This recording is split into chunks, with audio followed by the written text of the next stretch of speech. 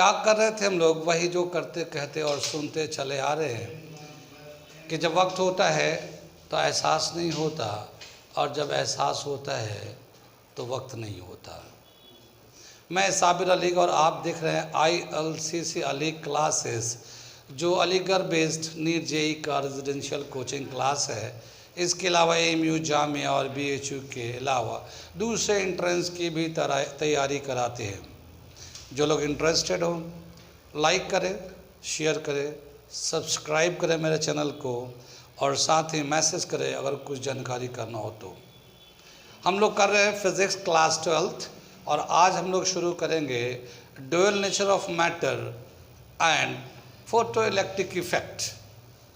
ठीक है, तो चैप्टर का नाम लिखने जा रहे हैं हम लोग, photo electric effect.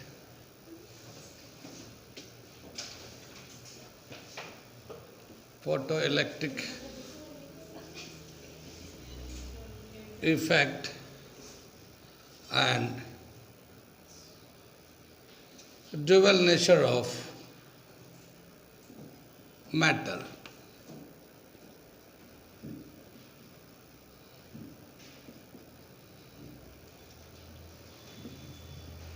Dual nature of matter, ठीक है। ड्यूअल नेचर का मतलब जानते हैं क्या होता है? जैसे हमारे मोबाइल में ड्यूअल सिम होता है, यानी एक मोबाइल में 2 सिम लगा सकते हैं। ऐसे ही एक मैटर के 2 करैक्टर होते हैं। मैटर जानते किसको बोलते हैं? Anything found around us is called matter. कोई भी चीज़ हमारे आसपास में मिलता है मैटर कहलाता है। मैटर सॉलिड लिक्विड गैस के फॉर्म में, जो जनरल हमारा स्टेट ऑफ मैटर है उसमें मिलता है। ड्यूअल नेचर ऑफ मैटर के बारे में बताया है, नाम है उसका डी ब्रॉगली, केमिस्ट्री में। ठीक है, आगे चलते हैं। ड्यूअल नेचर ऑफ मैटर का क्या मतलब है उसे समझा रहे। पहले बताते कि जो सन से लाइट आता है वो वेव नेचर भी होता है और पार्टिकल नेचर भी होता है। जो वेव नेचर है लाइट का, उसको सपोर्ट किया है हाइजिन ने प्रिंसिपल दिया, हाइजिन प्रिंसिपल, और उसने वेव को सपोर्ट करके लाइट के बहुत सारे फिनोमेना है उसको एक्सप्लेन किया है। जैसे कि interference of light, diffraction of light, polarisation of light. ये जो फिनोमेना है जो ऑप्टिक्स में हम लोग पढ़े हैं या पढ़ेंगे, ठीक है, ये सब वेव नेचर से एक्सप्लेन करते हैं। लेकिन लाइट का पार्टिकल नेचर भी है, और पार्टिकल नेचर के बारे में सबसे पहले बताया है मैक्सवेल प्लैंक्स ने। क्या बताया है? The light which is coming from the sun is a packet of energy called photons, and the amount of energy associated with photon is directly proportional to frequency। ये मैक्सवेल का idea था, और इस concept को support किया Einstein ने। Einstein एक बड़े साइंटिस्ट, और उन्होंने इस कंसेप्ट को यूज़ करके, पार्टिकल नेचर को यूज़ करके एक नया एक्सप्लेनेशन दिया फिज़िक्स में। नाम है उसका फोटो इलेक्ट्रिक इफेक्ट। उसको एक्सप्लेन किया 1905 में आइंस्टीन ने। चूँकि आइंस्टीन ने सपोर्ट किया तो ज़ाहिर है पार्टिकल नेचर को उसने ऑब्जर्व किया होगा, उसका एप्लीकेशन लिया गया, और फिर उसके बाद उन्होंने बताया कि लाइट जो है पार्टिकल नेचर भी है। ठीक है, और इस तरह से लाइट के ड्यूअल नेचर हो जाते हैं। कुछ फिनोमेना ऐसे हैं लाइट के, जैसे reflection of light. Reflection of light को कैसे डिफाइन करते हैं हम लोग? Bounce back in the same medium when the light fall on the surface and come back in the same medium, then this phenomena of light is called reflection of light. Bounce back in the same medium is called reflection of light. कितनी बात में, जैसे एक ball लिया और ये दीवार पे मारा, वापस आ गया, रिफ्लेक्शन ऑफ लाइट। कितनी बात में, लेकिन यहाँ पे इस बॉल को एक पार्टिकल की तरह हम लोग एज्यूम कर रहे हैं, इस बॉल को एक पार्टिकल की तरह एज्यूम कर रहे हैं, तो यहाँ पे हम लाइट को पार्टिकल नेचर लेके चल रहे हैं। कितनी बात में, तो लाइट के बहुत सारे फिनोमेना, उनमें से कुछ तो हम लोग पार्टिकल नेचर से एक्सप्लेन करते हैं और कुछ को वेव नेचर से एक्सप्लेन करते हैं, और इस तरह से लाइट के ड्यूअल नेचर होते हैं। कितनी बात में, फोटोन जो हम लोग का एनर्जी का पैकेट होता है जो सन से आ रहा है, उसका कैलकुलेट किया गया मास ऑफ फोटोन। क्या? Mass of photon. तो मास ऑफ फोटोन जो कैलकुलेट करके आया, वो आया लगभग 9.110 टू द पावर -31 kg। कितना? 9.110 टू द पावर -31 kg। और ये जो मास होता है एक इलेक्ट्रॉन के मास के बराबर होता है। इलेक्ट्रॉन को हम लोग पहले से ही पार्टिकल नेचर समझते हैं या मानते हैं कि इलेक्ट्रॉन अपने ऑर्बिट पे, शेल पे रिवॉल्व करता, वो पार्टिकल होता है। लेकिन इलेक्ट्रॉन का जब मास देखा गया, वो भी 9.8 10 टू -31 kg, और फोटोन का भी मास 9.110 टू द पावर -31 kg। तो क्या समझ में आया कि जब लाइट ड्यूअल नेचर रखता है, किसने कहा? डी ब्रोगली ने। डी ब्रोगली का स्टेटमेंट बता रहा हूँ। क्या बताया कि जब लाइट जो कि मास 9.110 टू द पावर -31 kg होता है, उसका ड्यूअल नेचर है, वेव भी है, पार्टिकल भी है। तो एक इलेक्ट्रॉन जिसका मास 9.110 टू द पावर -31 kg है, उसको तो सिर्फ पार्टिकल मान रहे हैं। ऐसा क्यों? जब मास उसका भी उतना ही है तो उसका भी ड्यूअल नेचर होना चाहिए। ये डी ब्रोगली ने बताया ही नहीं, बल्कि उसको प्रूव किया आगे चल के। दो साइंटिस्ट का नाम है, उन्होंने उसको प्रूव करके दिखाया कि इलेक्ट्रॉन भी वेव नेचर की तरह बिहेव करता है। और डी ब्रोगली ने अगर वेव है तो उसका वेव लेंथ कितना होगा, उसका रिलेशन दिया। कितनी बात में, तो एक इलेक्ट्रॉन भी ड्यूअल नेचर होता है। ये डी ब्रोगली ने सपोर्ट किया। बाद के दिनों में जो साइंटिस्ट है उसे एक्सप्लेन किए, और बाद में इलेक्ट्रॉन को भी ड्यूअल नेचर कहा जाता है। चूँकि इलेक्ट्रॉन ड्यूअल नेचर है और एक मैटर जो है ना इलेक्ट्रॉन से मिलकर बना हुआ है, तो एज ए मैटर भी ड्यूअल नेचर रखता है, ये कह सकते हैं। तो matter dual nature of matter, ये आ गया। कितनी बात सुन में आई, कहाँ से बात सुन में, कहाँ छूट गया। ठीक है, तो हम इस पॉइंट्स को थोड़े से लिख देते हैं ऑर्डर में, ताकि बात को समझ में आए। यहाँ पे लिखते हैं पहले, light has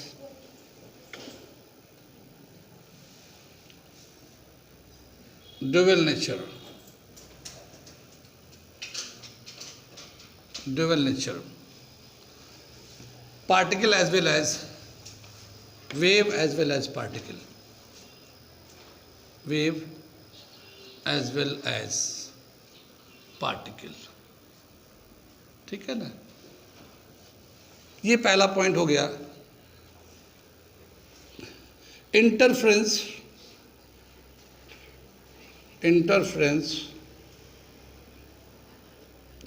diffraction, polarisation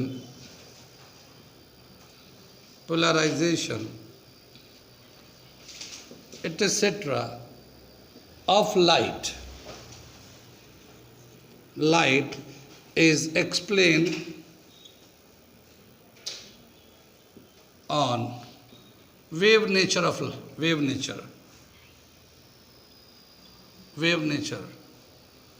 while reflection of light,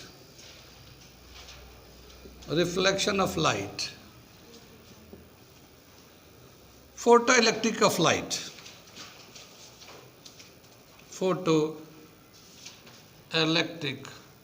of light, is explained on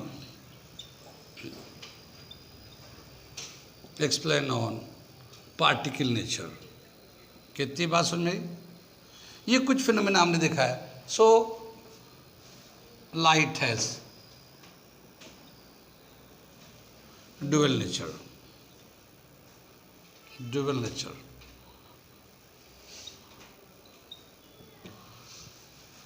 यहाँ तक नोट कर लिया सर। इसे मिटा दे रहे हम लोग।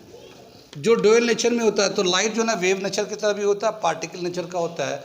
तो लाइट के पार्टिकल को फोटोन कहते हैं। कहते हैं the light which is coming from the sun is a packet of energy called photon. ये मैक्सवेल ने कहा है, ठीक है। तो क्या बताते हैं, light which is coming from sun is a packet of energy, is a packet of energy called photon. Photons.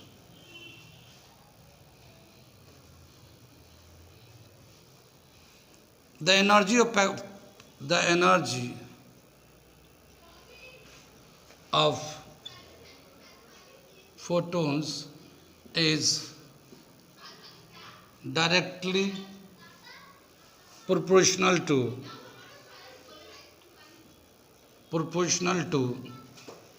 its frequency.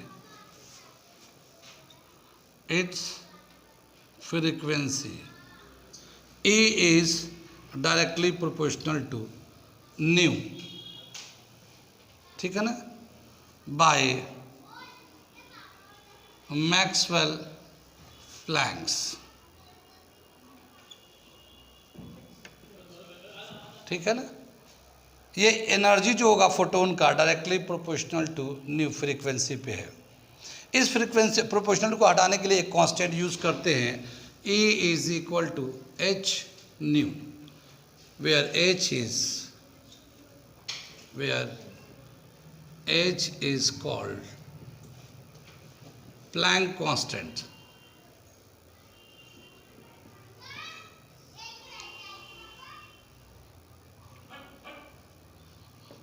Planck's constant.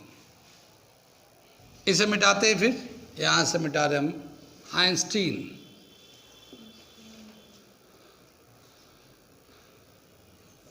Einstein used the concept of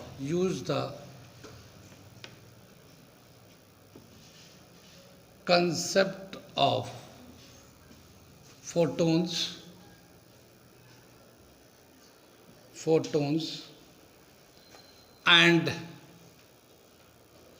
explain photoelectric effect. Photoelectric effect of light. Photoelectric effect of light. Photoelectric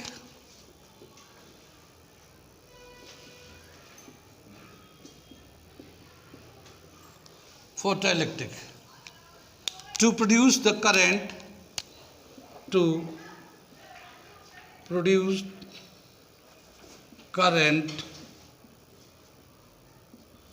with the help of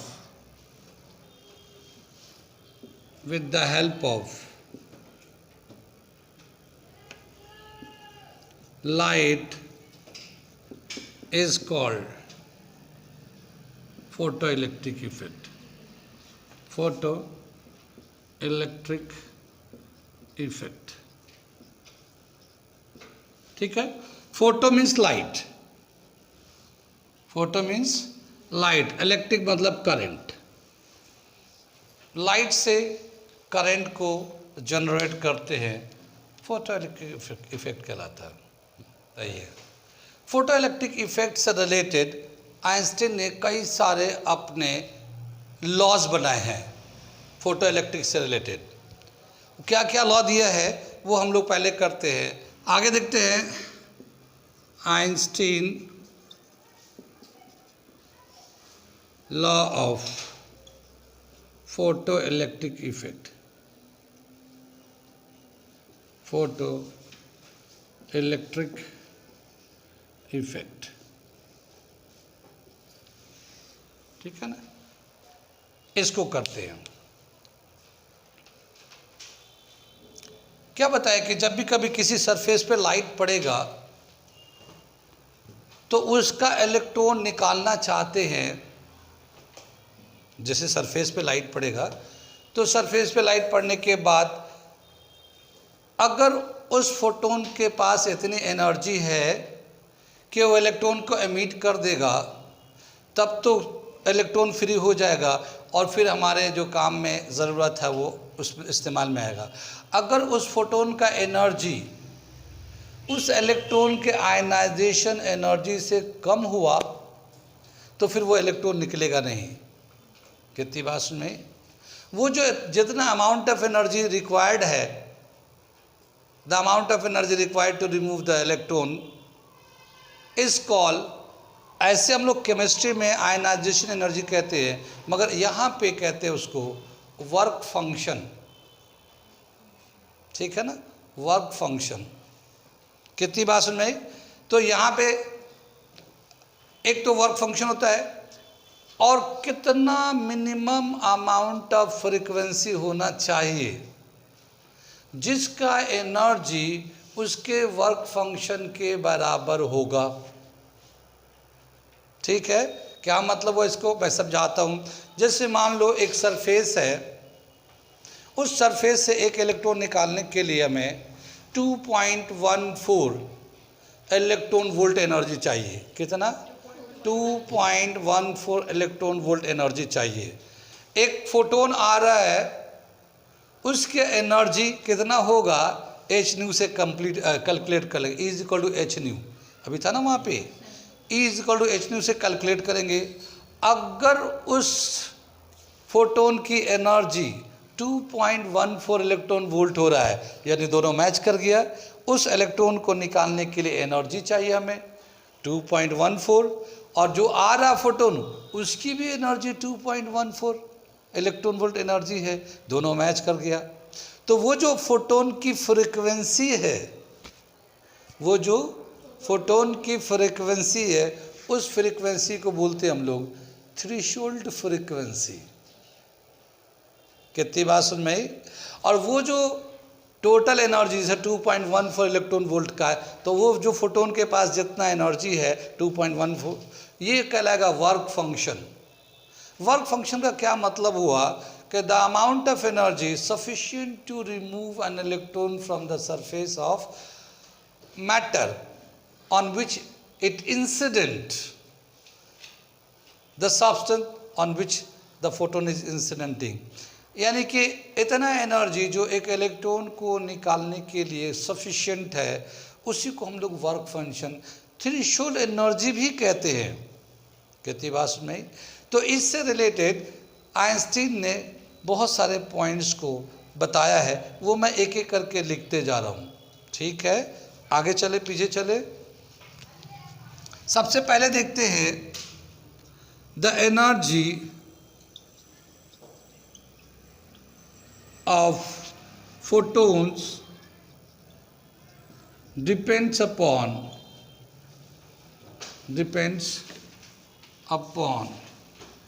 its frequency।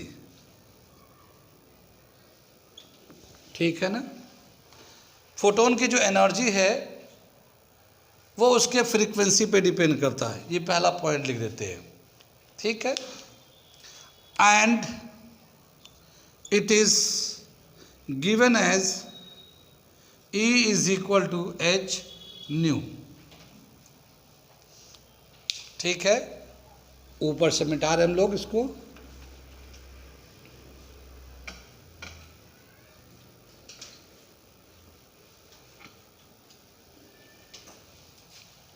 The minimum amount of energy, the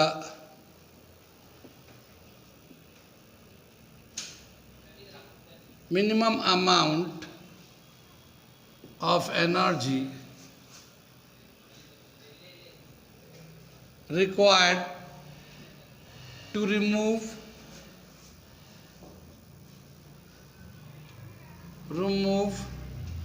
an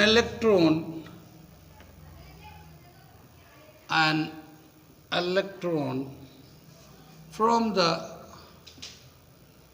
surface is known as work function.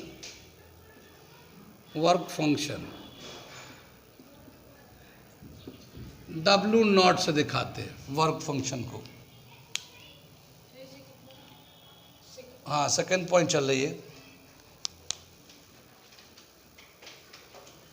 ठीक है। Work function also known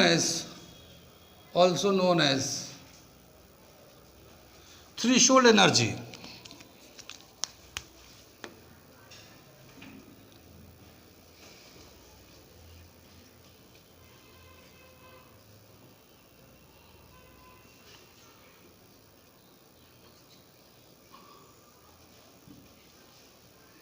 threshold energy, ठीक है, also known as threshold energy.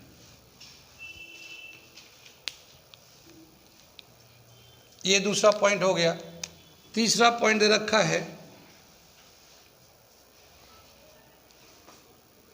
The frequency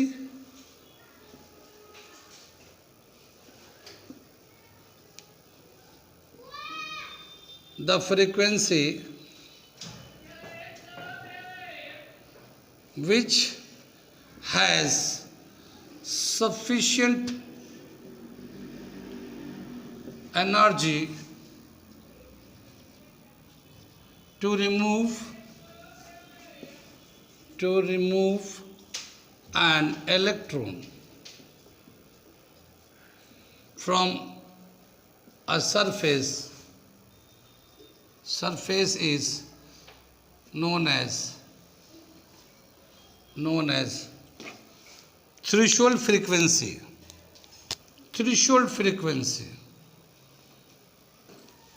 ठीक है, इसको दिखाता है new not.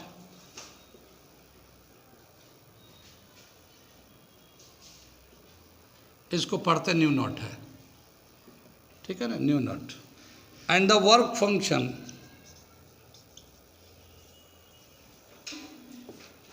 is given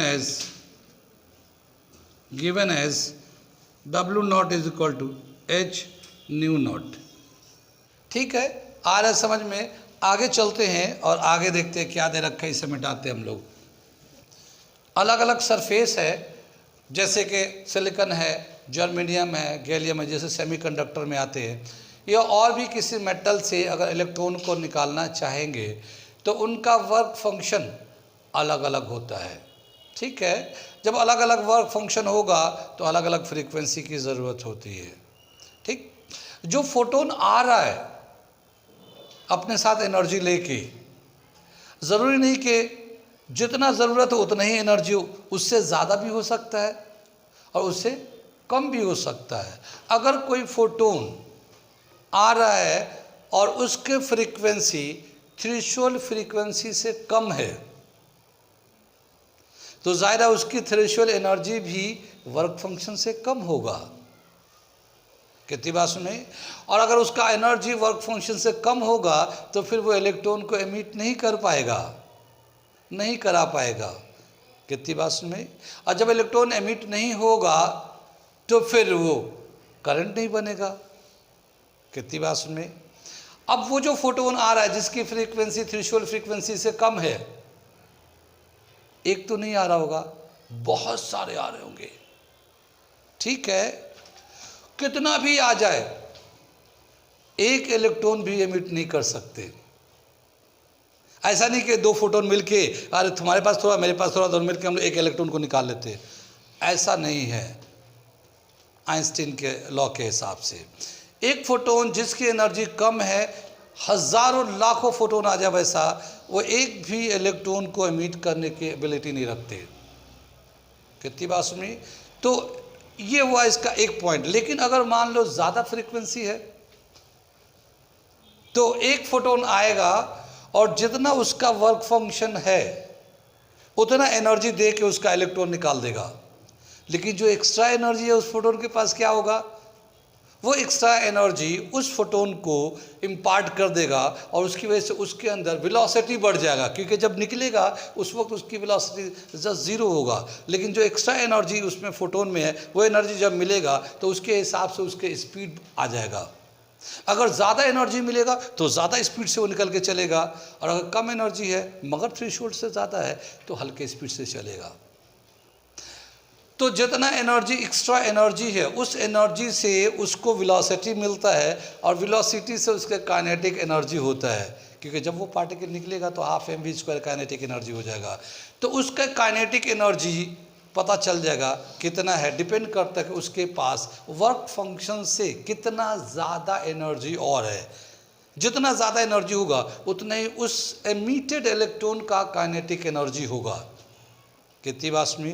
तो जब भी कभी फोटोन जिसका फ्रीक्वेंसी थ्रेशोल्ड फ्रीक्वेंसी से ज़्यादा होता है, some part of the energy is used to emit the electron which is equal to the threshold energy, and rest of the energy imparted to the electron which convert into kinetic energy, and with this energy the emitted electron start to move। कितनी बात सुन में? तो इस point को मैं लिखने जा रहा हूँ। कितनी बात है? ये पॉइंट उसका ही आइंस्टीन का ही मैं लिखने जा रहा हूँ फोर्थ पॉइंट पे। क्या दे रखा फोर्थ पॉइंट पे? If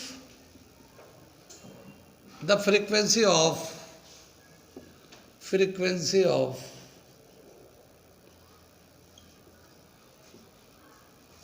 photon is less than the threshold frequency,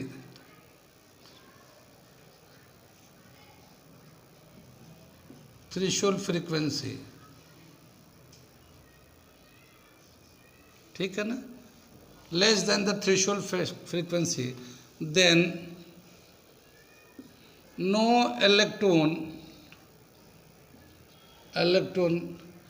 is emitted, no electron is emitted, whatever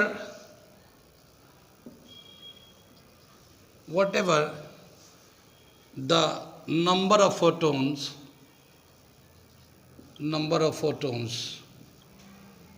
incident on the surface।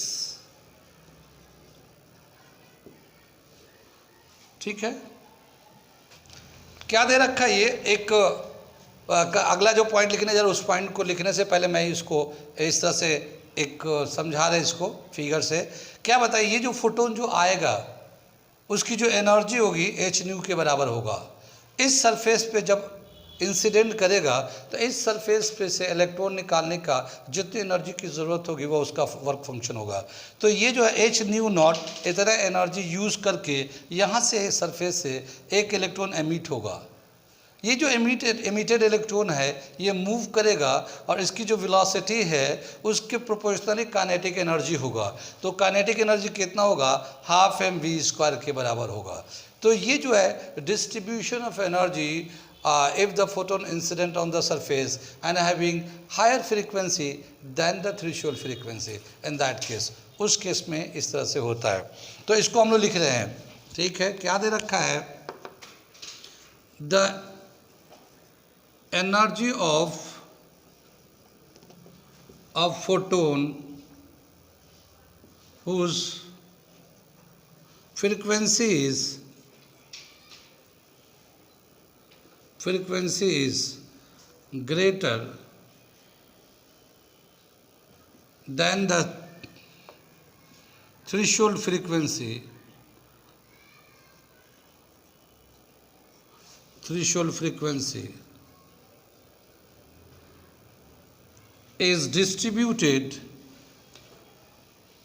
is divided into two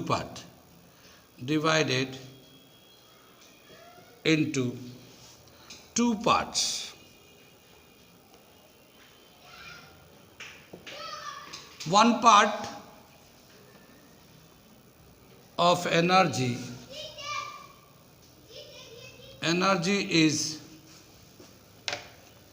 used to remove one electron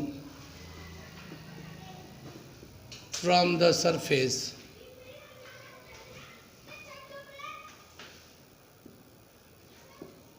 surface and rest of the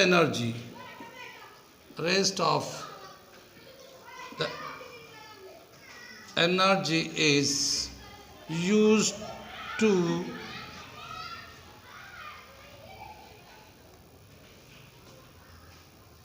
impart kinetic energy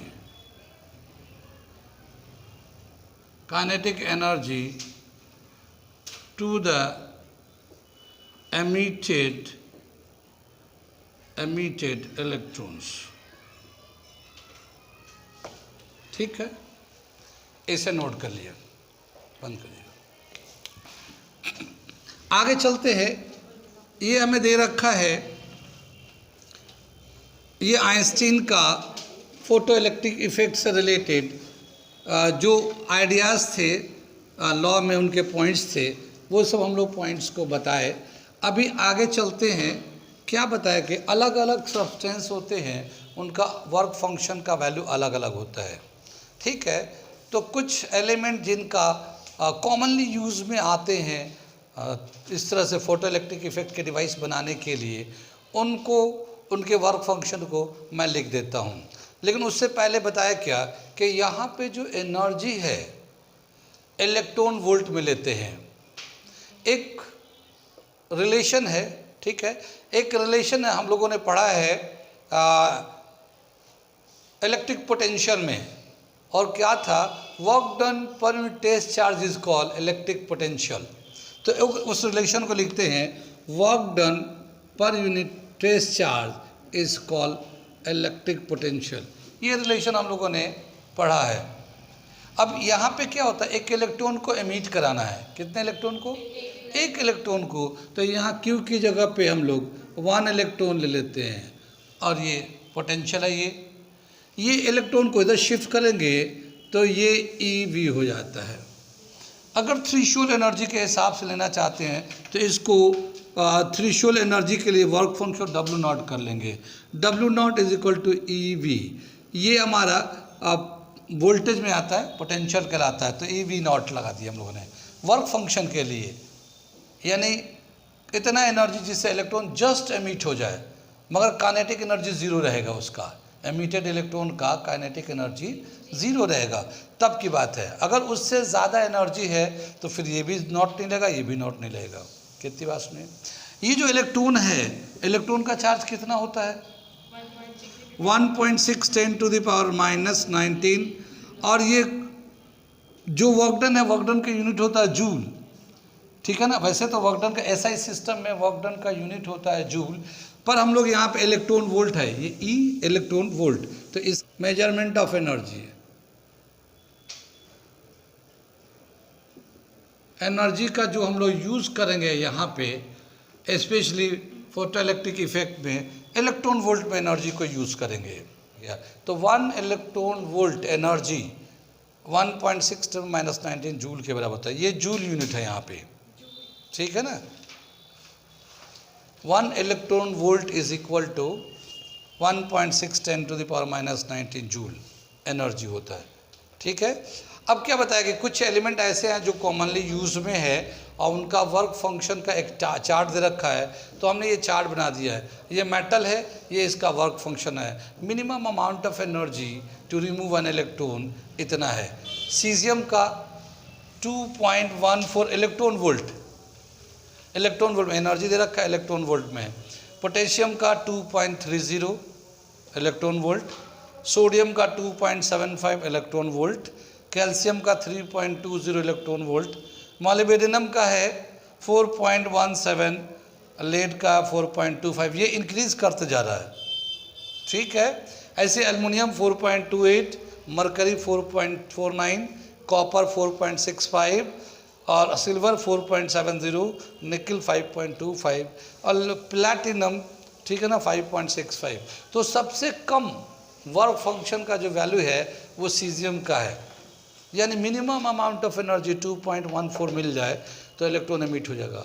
और जो commonly use element में सबसे ज़्यादा जो है ना platinum में है, ठीक है। तो सबसे ज़्यादा यूजेबल सब्सटेंस कौन होगा? सीजियम। सबसे कम जिसका एनर्जी होगा तो उसी को तो यूज़ करेगा, ज़्यादा से ज़्यादा है ना फ्रीक्वेंसी वो कम भी आएगा तब भी इलेक्ट्रॉन एमिट होता रहे, ठीक है। तो सबसे ज़्यादा यूज़ में आने वाला जो सब्सटेंस है फोटो इलेक्ट्रिक डिवाइसेस में जो यूज़ करते हैं वो है सीजियम। जो अवेलेबल पे कभी कभी ऐसा होता है कि अवेलेबल नहीं होता तो इसके बाद वाले ले लेते हैं, ठीक है ना। तो लेकिन सबसे ज़्यादा यूज़ करने वाला, क्योंकि इसका सबसे कम एनर्जी चाहिए, थोड़ा सा भी एनर्जी अगर मिल जाए इलेक्ट्रॉन एमिट हो जाएगा, फिर वो करंट बना लेगा, फिर वो यूज़ में आ जाएगा। तो इस तरह से ये चार्ट दे रखा है। आगे चलेंगे हम लोग, इसके बाद करेंगे अगले क्लास में, और वो है कि जो इलेक्ट्रॉन एमिट होते हैं फोटो इलेक्ट्रिक इफेक्ट के कंसेप्ट के बेस पे, ठीक है, फोटो इलेक्ट्रिक इफेक्ट के कंसेप्ट के बेस पे जो इलेक्ट्रॉन एमिट होते हैं, वो जो इलेक्ट्रॉन हैं उन पे और कौन कौन से पैरामीटर का किस तरह का इफेक्ट होता है, ठीक है। तो अगला जो टॉपिक करेंगे हम लोग, effect on emitted charge, emitted electron.